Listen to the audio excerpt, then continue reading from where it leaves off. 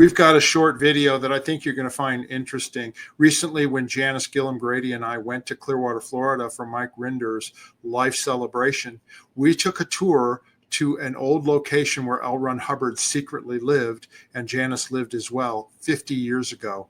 And Janis went back there for the first time in 50 years, and we did a little recording tour of the place, and we're going to talk about its history and all that. I think you're going to find it interesting. Also, Janis has a new product that she wants to talk to you about that she developed that we also hope that you enjoy. Stick around and stay tuned.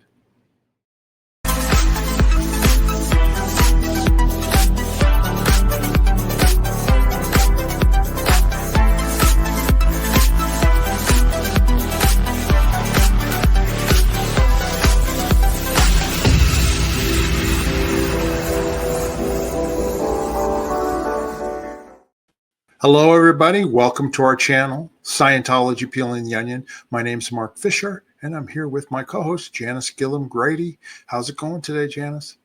Good. Good day, Mark, and good day, everybody. Welcome to Scientology Peeling the Onion. And, how have you been? It's good. I mean, we're warming up here now. It's Memorial Day weekend, and, warm for here is not so, people would be burning up. For us, it's like in the 90s, but it feels nice. There's a nice breeze and it's dry. So it really is not too bad. But I've just been taking it easy and nothing major going on. And how about you? What have you been up to? Me, I've been working. What we're going to talk about later on is the two new products that I have released from Outback Naturals. I've got a liquid vitamin and I've got a new magnesium product that we'll talk about at the end of this video. So stay tuned to the end so you can hear about my new achievements. These are products they're just good products that help people. Exactly. Well, the reason we're doing this video is that when we were on our recent trip to Florida, Clearwater, Florida, last month for Mike Rinder's life celebration, we were driving through Clearwater and we went around the Fort Harrison and the different Scientology buildings there, which we hadn't seen. Well, you had recently, but I hadn't seen them in several years. But I wanted to go to this secret location that you used to live at with L. Ron Hubbard and Mary Sue Hubbard and some other people in the 1975 when the Fort Harrison was bought, and I'd never seen it, and we've talked about it before on our show. So I thought, it'd be fun. Let's drive over there and take a look at it. So we did, and it was the first time you've been there in almost 50 years. So we had a good time going around there. So we're going to talk about that first, and then we're going to show you a little video I did of Janis walking around the locations, and we're going to point out different things. I think people will enjoy it. What do you think, Janis? Yeah, I hope they enjoy it. Write in the comments if you enjoyed it or not, and if you have any questions. Yeah, absolutely. I think people are fascinated by Hubbard's former secret locations. When we did the video on La Quinta, that's gotten a lot of response and all that. And a lot of people didn't know where he used to live. So we're gonna cover this. And this is a place that Scientology hasn't brought up as one of Hubbard's former homes. Exactly. But you know what? This is also, if anyone had watched some of our interviews with Stu Moreau when we talked about being at United Church Extension, which was King Arthur's Court, this is where the wooden case of Hubbard's gun collection was left. Yeah. And everybody had moved out of the building, and there was this big heavy box that nobody moved because it was heavy, but it had his guns in it, and that created an issue with local authorities and the Guardian's office and that type of thing. So, and we talk about that with Stu Moreau in an earlier interview with him. Yeah. Well, let's go ahead and get started, Janis. Why don't you tell everybody, what was it, 1975 that you all went to Daytona and then went to Clearwater? Yes, it was December 1975 because we closed escrow on the Fort Harrison and the Clearwater building on the 5th of December and immediately moved from Daytona because we'd come from the ship, moved to Daytona, and stayed there at the Neptune Inn, which I cover in the Messenger series. And then so 5th of December, we close escrow and everyone starts moving over to the Fort Harrison. And the offices were the Clearwater building, which was also the Clearwater Bank. It was a bank Right. building. Anyway, and then the relay office was up in New York. That management, a skeleton crew of management were up in New York at the relay office, and they came down as well. But the Guardian's office didn't want Hubbard to move into the Fort Harrison right away. He was supposed to, if you go up the building, you see that smaller top part. Yeah, the deck on the right, and then above it, right below the orange tile, that top floor. Right. Yeah, because the lower floor there is with the bigger windows is the ballroom, and then above that is the ballroom mezzanine. But then in the front, on the right-hand side, look in the picture, is the presidential suite, and that's where Hubbard and Mary Sue were supposed to live. Right. And he was planning to move in there. However, the Guardian's office was like, no, we need to have you somewhere else to start with in case we get exposed as being Scientology, not United Churches, which was the front we had used when we came into town. Right. They didn't want it known that Scientology was moving in, and they bought it under different assumed corporations and names. It was purchased under Southern Land Development by Frankie Friedman, and then it was being rented to United Churches. And so since Hubbard had to go elsewhere, he, the messengers, the household unit, and Mary Sue went to what was called United Churches Extension, UCE. And that was located in Dunedin, which was about 15, 20 minutes from the Fort Harrison. Right. Just north. It was north of Clearwater, but not, inland a little bit, but not too far away. Exactly. Yeah. And they bought this place. You were renting it, right? Well, we were renting it. We were only renting it. I think it was a 6-month lease.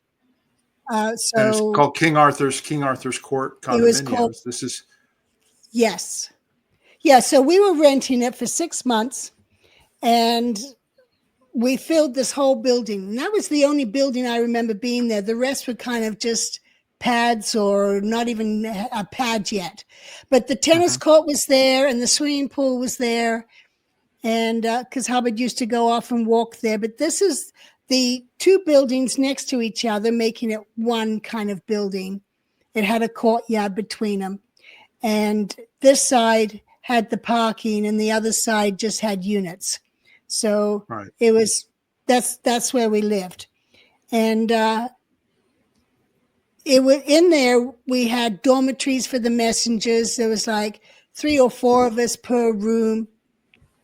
And we had a sewing machine that Hubbard got for us so that we could make our cine uniforms and, know how to sew. And also this was a secret. This was even secret, though, from people at the Fort Harrison, right? The staff that were there, they didn't know where this was. No, they didn't know where it was. They just knew we were elsewhere. And we actually had vans. We had 2 vans that went back and forth. And to know the difference, one was called the Red Ball and one was called the Green Ball. And I think it was the Green Ball was going to the Fort Harrison, and the Red Ball was coming back to UCE. And Stu Moreau used to drive one of those, but that was our transportation between the 2 units, and they did all the relay of communications back and forth. But we did have the LRH External Communications Office with us that Mike Douglas headed up, and Jerry Armstrong was his deputy.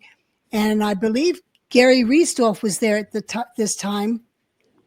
And then there was like myself, my sister, and Jill Goodman, and Trudy Broker. She was married to Pat at the time.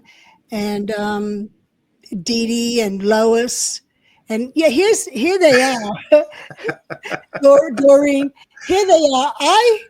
I luckily happened to be on mission when they took this photograph in January of 76. 1976. I was sent on mission by Hubbard to Celebrity Center. So I was gone when they took this photo, but let me go through it here. It's Jill Goodman in the front. On the left side of her is Lois Riesdorf, Lois Jury at that time. Yeah. And then on the right is Trudy Broker and David Rousseau next to her. He was the only male messenger, and he was married to Claire, who is kind of in the center looking up at him. And then behind Claire is Doe, or Doreen Gillham, my sister-in-law at the time. And then at the back is Dee Dee Riesdorf. Dee Riesdorf, yeah. And that was pretty much the group, except Terry and I are missing. What? Explain what are they doing? Are they just goofing around in the photo? Or what? Yeah, they were just goofing around the photo. Terry's probably missing because she took the photo. Yeah, probably right. Yeah, because she used to go with Hubbard to the Fort Harrison garage and take some photos, and then he stopped going. But he went there a couple of times to the garage. But so Terry probably took the photos. And this that's is a you. picture. This is what you looked like around that time period, right? Yeah, that's at the Fort Harrison by the swimming pool, and that little boy is Sean Alcock, John and Nettie Alcock's son.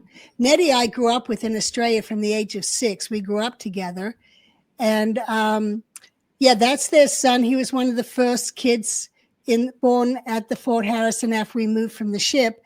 And he today is still in the Sea Org. He was born in, and I heard he and his sister, Michelle, were the cameraman and assistant at the Golden Era.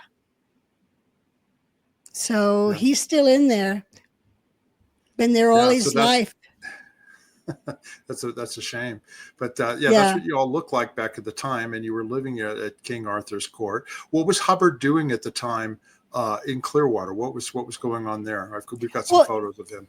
Yeah, he wanted to try and build a relationship with the locals, so they didn't think we were just coming in and taking over, because that was not his intention. He just wanted a location where we could deliver Scientology services and we could have management and quietly just do what we were doing and also get involved with the community. He kept telling people, get involved with the community. And I should have given you some photos I have of a baseball team that we had. And, so the guys just put a baseball team together and played baseball or softball. And they was to start making friends and be a part of the community. So Hubbard as United Churches, though, right? As United Churches. Right, as United Churches. It wasn't Scientology. Right. Yeah. No, definitely not Scientology. And so Hubbard, as United Churches, he started doing a radio show, and he was going around and working to record different music groups of different other churches. And he was just trying to get involvement through the churches. And so that's him. That's him that way. They're recording somewhere at a church, right, in Clearwater? Yeah, in the front left-hand side, lower corner on the mix board is Hubbard.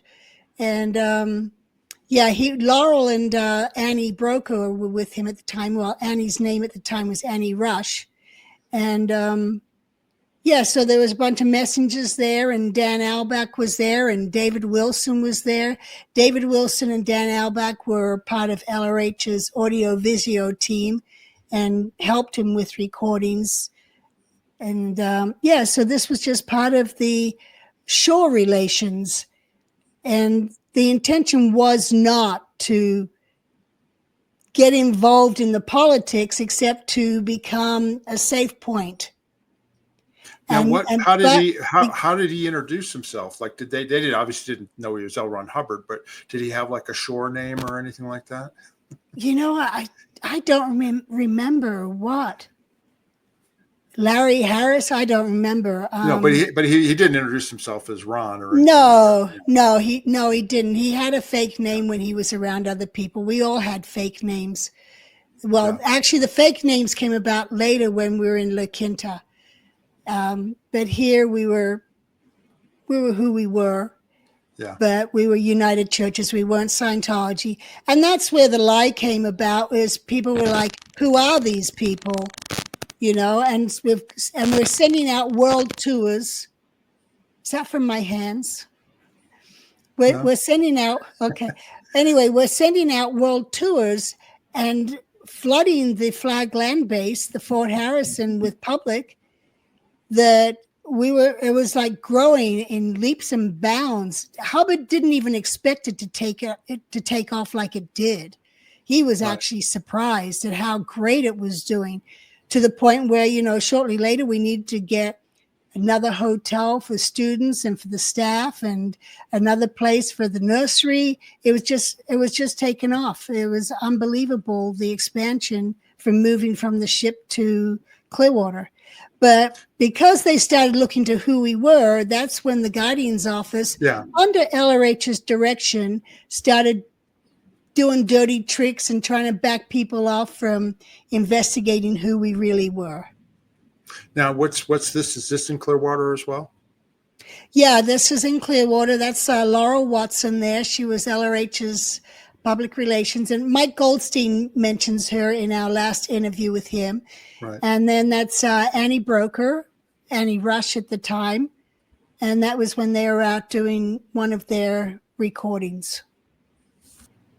Also, Hubbard did work there at King Arthur's Court. He had an office and that type of thing. And this is a photograph of him recording whatever he was doing in RJ or something, right?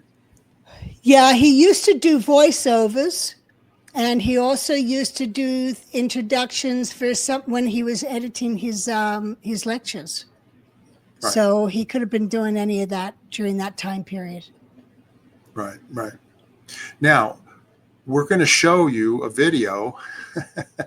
Like I said, Janis and I were in Clearwater, and we went and drove. I GPSed King Arthur's Court, and of course it's still there. And so we drove, and we had Spanky Taylor with us, and then we drove and we found it. And you were pretty surprised when we drove up because it didn't look quite the same, did it? No, because there's a whole shopping center out the front where it was just dirt when we were there. So It was kind of, whoa. Yeah. Now I'm going to show the short video. It's not very long, but basically I shot it with my iPhone, and I didn't realize that it was so windy a day. So the audio is a little tough in the first shot. You can pretty much make out what Janis is saying, but she's basically saying the same thing that she's just told you about, setting up the King Arthur's Court separate from the Fort Harrison under United Churches and all that.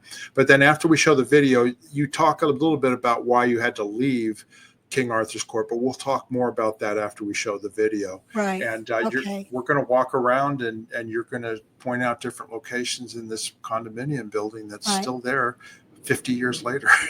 Yeah. Now I do want to correct something I said in the beginning of that video. I said we moved there in November 75. It was December 75. So I just wanted that correction on the record. Okay. All right. So without further ado, here's a short video. Stick around. Welcome to Florida. This is about 20 minutes away from Clearwater, where Fort Harrison is.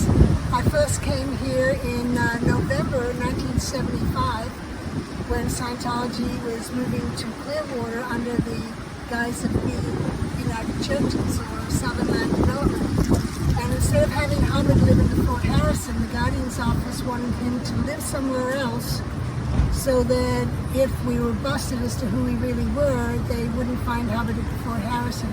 So instead, we came to King Arthur's Court, and there was nothing here at all. And even King Arthur's Court, there's a whole bunch of buildings there now. There was only one set of buildings, and that's where we lived. And I'll do a tour through there, and I can point down where Hubbard's office was, where his bedroom was, where his crew, we had dinner, our kitchen, and where I lived as we kind of walked through there. And there was a swimming pool, tennis courts. Those were there, and Hubbard used to take a walk through there, to get some daily exercise. And it was in some bushes near the swimming pool where there was a reporter found trying to track Hubbard down, and that's when he got the hell out of Dodge and took off to Washington, D.C., probably around early March 1976. Okay. Hi, we're here at King Arthur's Court. This is where the original United Churches extension was. And that was the extension to the Fort Harrison when we purchased Fort Harrison back in 1975. L. Hubbard and the Messengers and the household unit and Mary Sue all came, and we lived in this whole building here. And they just keep going around, right? Yeah, and this is the apartment here, and my room is there. And then Hubbard, that would have been Hubbard's office right there. And external comm was over there. And our dining room was, we'll walk over there. But this 314 would have been where I was teaching Quentin Hubbard to drive. And we pulled in there, and instead of putting his foot on the brake, we put it on the accelerator, hit the wall, and the whole building shook. And Hubbard had Messenger running down to find out what caused it, and Quentin and I got assigned liability.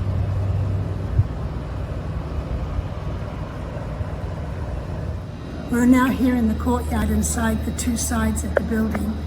And here was the crew dining and the crew kitchen. And if we can go up these stairs and walk down, because Hubbard's bedroom is just over here. Okay. So it's either that one or this one where he lived with Mary Sue. And his office was right over there. Over there by 316? Yeah. Yeah?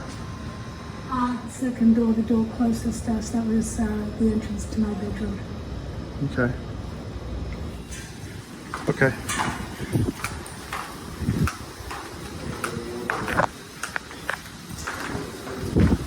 You used to walk up and down these stairs, right? Yeah, we used to walk up, run up and down the stairs, sit down in there, watch TV, have dinner. And that's it. Sorry for the little unprofessional editing job, but that was the place. Now, one thing I was going to say, Janis, that happened when we were there, on the balcony there was a resident sitting outside his condominium, and then he asked, "Oh, what are you guys up to?" And we basically said, "Oh, Janis used to live here." And he goes, "Really? When?" I said, "Like 50 years ago." You know what I mean? I know, "Oh, and really? it What was. was it like that?" And we were talking, and they were very friendly and all that, but didn't say why we were there or who we were there. But yeah, they're condominiums now, and people live in them, and the place is still there and all. But it's pretty funny, and they're just standard like apartment condominiums. There's nothing fancy about them or anything like that. Yeah, well, the one where Hubbard's office was, you go in the door, and the bedroom was, you go in the entrance, and the bedroom, there was a bedroom there, that became his office. And then you walk into the living room, and then there was bedroom on the other side, which was where external comm was. And we had a little Mimeo machine in there, and, LRH would sit in his office and write a telex or a dispatch. Yeah, that's the little Mimeo machine. It was a hand cranker, and everything came out purple. So we had purple issues. But yeah, external comm was right there, so it was easy. It was no having to run up and down ship stairs or anything like that, like we used to do. But it was just a small space, and he had no problem coming out and talking to external comm and going out the door and down the walkway to Mary Sue's office, which was the next apartment down. Now, how was he able to relax there? Like at first, when he was first there, you said he used to walk around the grounds and everything, right, for his walks? Yeah, he used to walk around. Go over by the pool or the tennis courts. There was nobody around. It was just us. And he even did little excursions. I remember he had an RV, and Kimmer would drive the RV, and Messenger would go with him. And we went up to Tarpon Springs, went on a glass bottom boat. It was just, Kimmer would do things like that with him to kind of get him to relax and not just be into his work all the time. And he needed his clothes. He needed clothes because all these other clothes were kind of ship type of clothes. So Kimmer got a tailor, and it just so happened that this tailor had a wife, I believe. Fiction. Yeah, it was science fiction fan. Yeah, and he told the wife, Anyway, so he recognized Hubbard as the science fiction writer. And from there, the wife then gets told about it, and she then tells a reporter. And the next thing you know, there's a reporter sneaking around the grounds at King Arthur's court. And Hubbard, he's trying to find him. And Sarge, Steve Fouth, was actually one of the security guards at the time that spotted the reporter who was trying to look for Hubbard. And that was, with that having happened, Kimmer had to quickly throw luggage together into the car and get Hubbard into the car and bolt her and Mike Douglas and LRH. And that's when they actually drove all the way up to New York. And then Kim was like, no, let's not go to New York. And she turned around and they ended up in DC, and they were there for several months. And then when our lease was up at UCE at King Arthur's Court, that's why I think it was a 6-month lease, because come June, we were out of there. We had moved everything over to the Fort Harrison, or it was being shipped out. Yeah, and the Clearwater building, and some of the stuff was being sent out to Los Angeles because Hubbard was going out to Los Angeles from DC. And so everything was the place was being dismantled. And as I mentioned earlier, the gun collection was left behind of all things, and it was and it was because someone thought it was too heavy to move.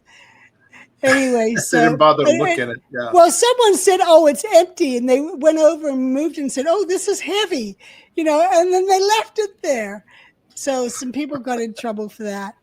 But let me ask you: were you there when he took off, or were you on mission still at CCLA? No, I was back. I was there when he took off, and we used to. When he took off, he then wrote, and he said, "Hey, how come I'm not hearing from my messengers?" So we then started writing him about what we were doing. Oh, we're doing at the Fort Harrison, and this happened, or we've been swimming, and we'd write, and we're still doing sewing. We're sewing our uniforms for Cine, so that not Cine, but for the photo shoot. So when you come back, we'll have our new uniforms done. Probably all crooked. But do you remember him leaving? Do you remember him leaving, or were you just told, "Oh, he's gone"? You know what I mean? No, I was not there when he actually left. It was like you wake up in the morning and he's gone. They say he's gone. Yeah. Yeah. Yeah. And of course, this had happened before, so it wasn't totally unusual. I mean, he had to move quickly a lot. Yeah. Things, we always just went along with whatever was happening. We were just ignorant, innocent children. We didn't even know. We didn't even know we had civil rights. Right. In 1976, how old were you? 18? 19 at the time. 19. Yeah. So they were young teenagers. Yeah. And I had never lived in America. I've visited America a couple of times, but I never actually lived in America, so it was a whole new experience. Yeah. That's wild. Yeah, and while Hubbard was away in DC, he actually wrote an order for us to get chauffeur licenses so that we were licensed to drive a bus or an RV or something like that. And so I got a chauffeur license. I'd only just started learning to drive and just gotten a license, and here I am now getting a chauffeur license. But in Florida, you didn't have to do an actual physical test. You just had to take the written test and, good. This qualifies me to ride a motorbike. Yeah, but Janis, you're an experienced driving instructor. Ask Quentin Hubbard, right? When Quentin and when I was teaching Quentin to drive, I probably only had my license for 2-3 weeks, maybe. Read it, drill it, do it. And luckily I had learned some things when I was doing my license, because I had driven in some mud and gotten the car stuck. And David Rousseau, who had just gotten his license, remembered, maybe if we find some wood, we can put it underneath, And it's like the ignorant teaching the ignorant. And then we're driving around in circles in Dunedin through a development of apartments. And the next thing you know, I am surrounded by cop cars because people reported a car staking out the area because I was practicing my right hand turns. And here we are under heavy security. We won't even say who we were. And I'm like the shingle down my back, shiver down my spine as I'm seeing these cop cars surrounding me. Yeah. And then it was me and David Rousseau, who he just learned to drive too. So anyway, it was an experience. Let me ask you a question. When you got your license in Florida and stuff, did you use your real names or did you guys use fake names? Yeah, no, we had to use our real names. Yeah. We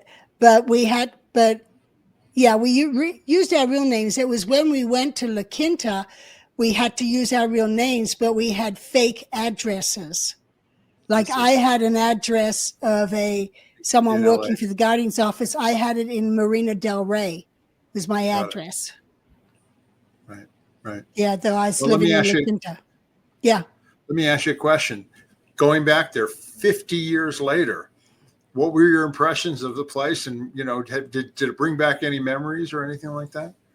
Well, of course, it brought back memories, but I enjoyed the time there. It was a new experience. It was fresh, and it reminded me, I borrowed Tanya Arbuckle's motorbike, and Annie and I would go to Carmel's, I think it is, ice cream.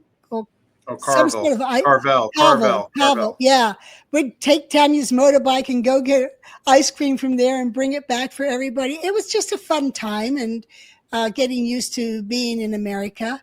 And Hubbard was pretty easygoing, but he did during that time period have meetings with the Guardian's office, because I had gotten back from my mission to Celebrity Center, and there was already public relation issues, and Hubbard was now having meetings with Jackie Ritchie, who is the new assistant guardian for the base. She'd been pulled in from Hawaii, and Tom Ritchie, and it's like different people were pulled in by the Guardian's office to start doing ops, fair game ops on locals who were investigating us and trying to find out who is United Churches and who is Southern Land Development. Right. And then there was reporters trying to find out and so forth. And so Hubbard got involved in that. And that's why I do believe he was involved in setting up the Guardian's office to do dirty tricks on the mayor. And because Hubbard would come out of those meetings and talk about Mayor Gabe Cazares, yeah. And he would refer to Gabe as a wetback. And I'm like, what's a wetback? I had no clue. And I asked him, I said, I don't know what a wetback is. And he says, it's someone who illegally enters the U.S. They swim across the Rio Grande to the U.S. and they're referred to as a wetback. And I was like, oh, okay. I don't know what the Rio Grande is. I was just so innocent. Yeah, it was him being derogatory towards him. Basically saying he's an illegal immigrant. He's a wetback. He's from Mexico or whatever. But he actually was Cuban. Right. But whatever. Yeah. Yeah. I understand. When was the next time you saw Hubbard after he left UCE or he left Dunedin? Was it not till you went to California that you saw him again? Right. Because, when he moved out to California, I was sent out to California to work at Beta at a relay unit, and I would drive out to Astra where he lived. These are just our names for places. But he was living on Overland in Culver City, right? Culver City. And he was they had a bunch of apartments there. And that's when I saw him again. And that's when I noticed that he used to have a cyst on his head. and it was no longer there. And that's when Kim had told me she'd taken him to a doctor and gotten it removed, and she'd taken him to a dentist and had all his teeth cleaned and repaired. You know, it's funny if you think about it. You know, this isn't the first time. This happened here. This happened when you were in California, and then later at X in Hemet. Like this whole group of people would take over a building. You know what I mean? Like imagine if you're the neighbors going, why are all these people here? You know what I mean? You would think that it would be like, like a big red flag. Like this whole group of people just took over this whole building. What's going on? Well, luckily at King Arthur's Court, there were no other people, but which is different to X. At X, there were other people, and it was embarrassing to me when Hubbard would get into one of his rages and he'd be yelling and screaming. And I'm like, oh, what do these people think of us or think of this madman? Yeah, because he had such a hot temper. And by that time, you know, on the ship, I knew he had a hot temper, but it was different. Everyone kind of accepted that. Where here is like embarrassing because these people didn't know who this madman was. Right. Okay, well, that was our trip to King Arthur's Court, Dunedin, Florida. We hope you enjoyed that, but we're going to move on to the next segment. Janis has a product that she wants to tell you about that she created, and we highly recommend it. Go ahead, Janis. Why don't you tell everybody about it? Yeah, I didn't create it. I created it with Paul. Paul was my husband who has since passed away, and he was a nutritionist. And, so many people would go to him for advice on nutrition. And he even had a little checklist for people to fill in on what their symptoms were so he could tell them what vitamins, you have sciatica, take vitamin B1. You got a headache, take potassium or B1, depending where the headache is. He knew all that stuff. So I went through the top selling liquid vitamins, and I wrote down everything and did comparisons of all them. And then I presented to Paul, here's what I propose based off what the others have. And he went through it, changing different amounts and adding different things until he was like, we've got the perfect liquid vitamin. And then I had several different manufacturers who couldn't get it for me the way I wanted it. I wanted it organic. And we now have everything that can be organic is organic in it. And then it was like trying to come up with a flavor. And, because I'd test you and I'd test my sister. And anyone who came to my house was testing my flavored liquid vitamins. And this went on for months until finally I got a new manufacturer. And we went through several different flavors, and we found a peach flavor that everyone liked. And some people go, I don't like peach. Yeah, but they like this. So, and some would say it's mango. Anyway, so here it is. And I'm selling it on Amazon, on my outbacknaturals.com website, and here I'm selling it. Yeah, there's a link right below this video. You can click on it and order it if you like from our website. Yeah. And also Vites.com, VITES.com, which is where I sell all my dad's vitamin products and my Outback Natural ones. But yeah, so this is my product, and I'm very proud of it. And it's a 30-day. It's like a 30-day supply, and you just take it once a day. Like it's like a little shot glass, right? You just drink it. Well, yeah, you can take 2 tablespoons a day. You can take a swig a day. You can take a shot glass, and it's very easy to take, and it's got all the vitamins that you actually need. Just the regular vitamins that a body needs, and it's in liquid form, so you don't have to swallow pills and choke on a pill going down or whatever. Very simple, and it's got your regular A and D and C and it's got the various B's in there, and it's got selenium and so forth. It's got probiotics in there as well.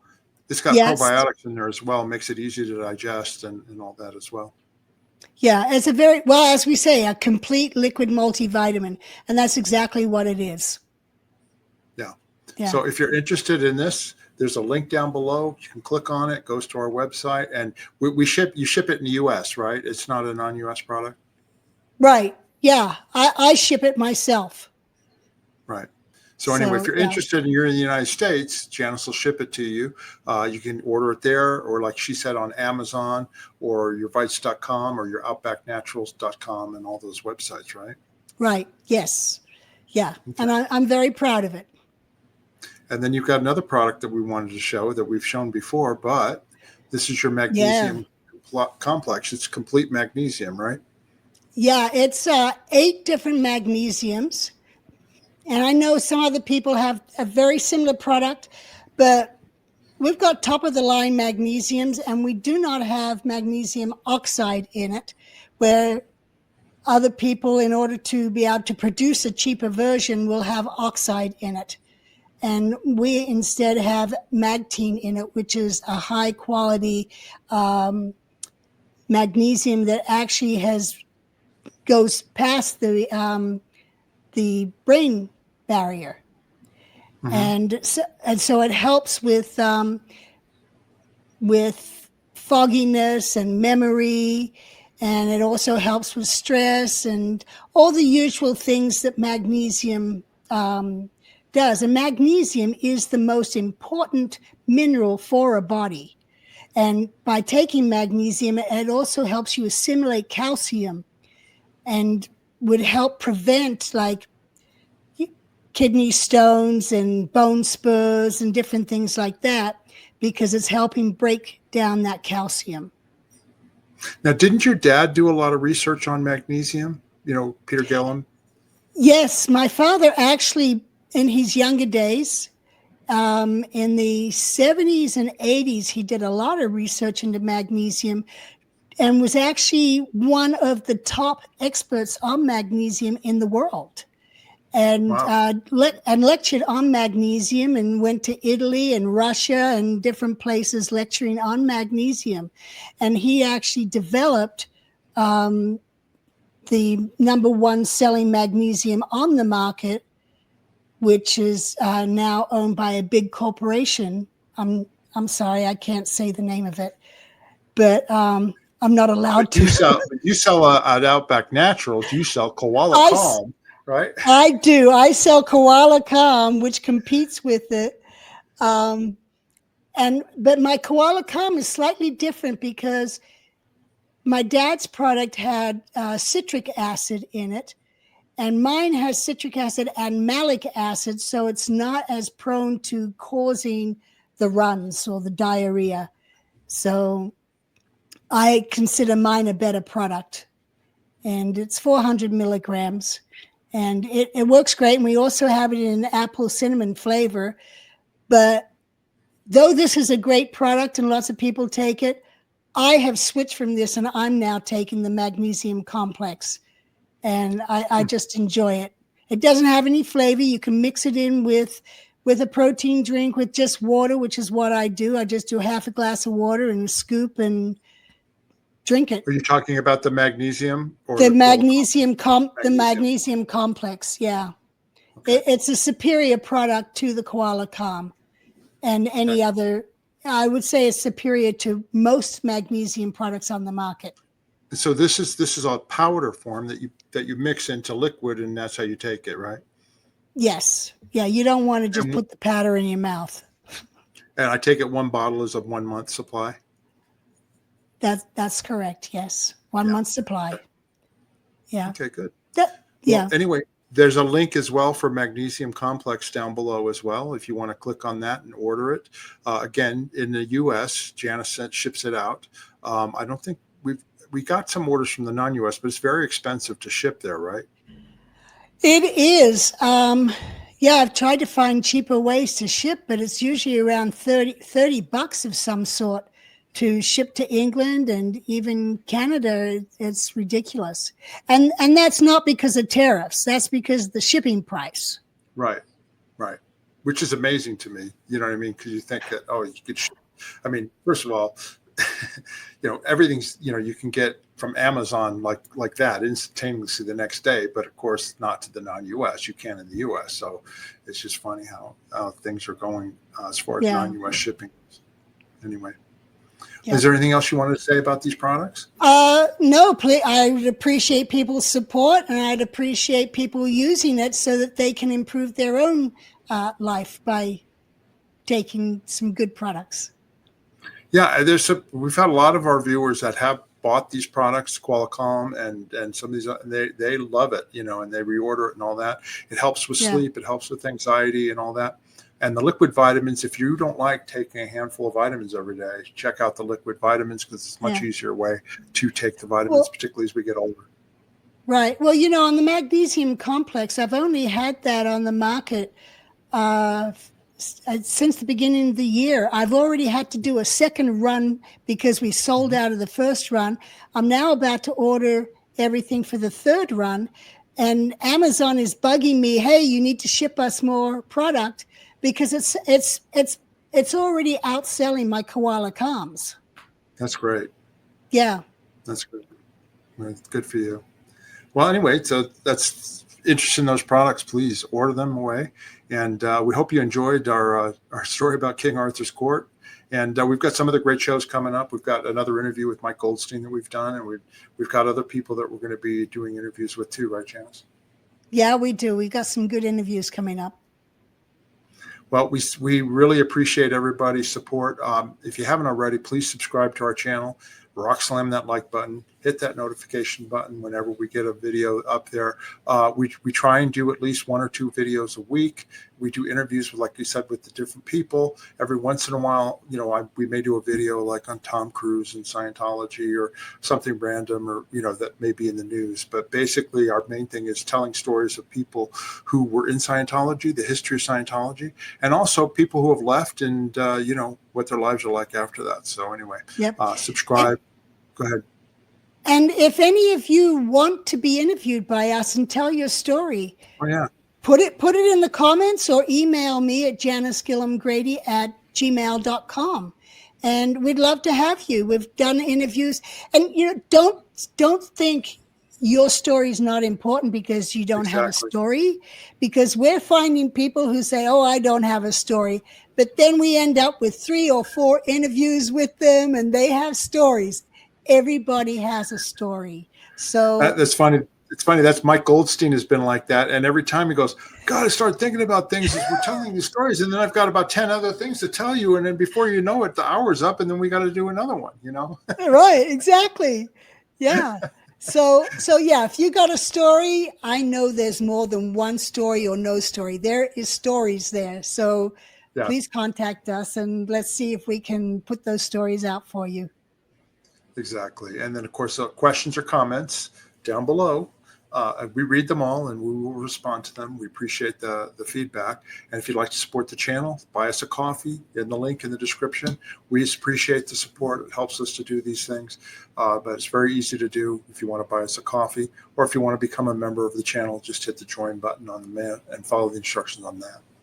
But that's the video for today. Janis, you got anything else that you want to say? No, rock slam the like, and have a good day. Thank you. Okay, everybody. Until next time. Bye-bye. Bye.